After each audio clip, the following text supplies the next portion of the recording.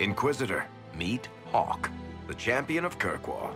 Though I don't use that title much anymore. Hawke, the Inquisitor. I figured you might have some friendly advice about Corypheus. You and I did fight him, after all.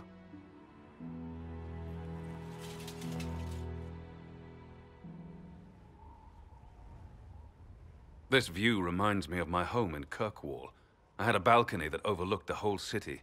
I loved it at first.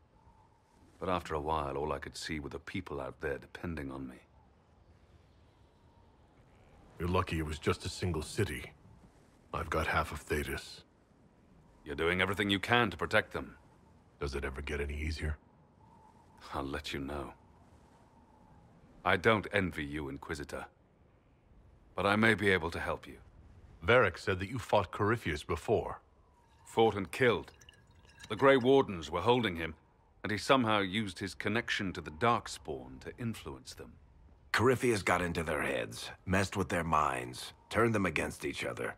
If the Wardens have disappeared, they could have fallen under his control again. If that's what happened to the Wardens, do you think we can free them? It's possible. But we need to know more first. I've got a friend in the Wardens. He was investigating something unrelated for me. His name is Loghain. The last time we spoke, he was worried about corruption in the Warden ranks. Since then, nothing. Corypheus would certainly qualify as corruption in the ranks. Did your friend disappear with them? No. He told me he'd be hiding in an old smuggler's cave near Crestwood. If you didn't know about Corypheus, what were you doing with the Wardens? The Templars in Kirkwall were using a strange form of lyrium. It was red. I'd hoped the Wardens could tell me more about it.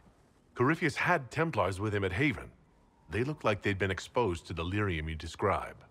Hopefully my friend in the Wardens will know more. I appreciate the help. I'm doing this as much for myself as for you. Corypheus is my responsibility. I thought I'd killed him before. This time, I'll make sure of it. Inquisitor. You said you thought you killed Corypheus? The Grey Wardens had him imprisoned. They used my father's blood in a ritual to seal Corypheus inside. But he could still reach out and influence the Warden's thoughts. He sent them after me.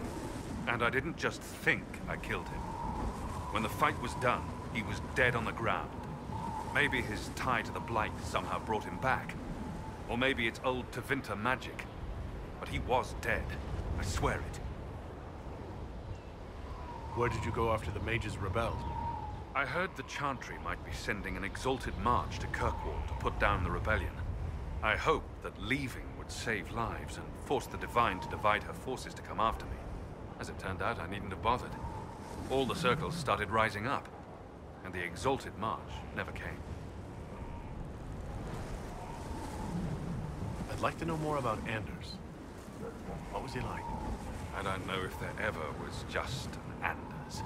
There was a voice in him, driving him toward justice for the mages. So loud that it drowned everything out, even me.